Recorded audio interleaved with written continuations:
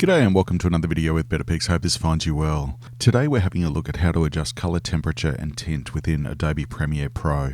Now you can see that we're in the color workspace at the moment, and if you are not sure how to get there, just go up to Window, Workspace and Color.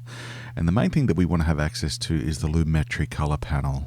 Now if you can't see that, just head up to Window, and make sure that Lumetri Colour is ticked as you can see it there. Alright, so we're going to head up to the basic correction, and you can see up the top, which is very similar to Lightroom and Adobe Camera Raw, we have a temperature and tint slider. So exactly the same as photo-based editing platforms.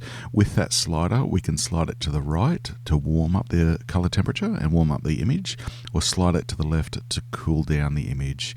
And exactly the same with the tint. If you find that you need to color correct or increase magenta, slide it to the right.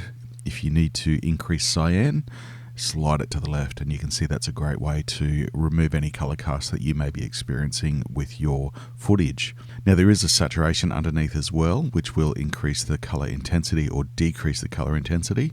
It's one option to go to black and white. Of course there are always other options as well, but that is one way that you can do it. So that's how you adjust color temperature and tint, and obviously you have an option for saturation there as well. Hope you've enjoyed this video. As always, any questions are welcome in the comments below, and we look forward to seeing you next time. Take care.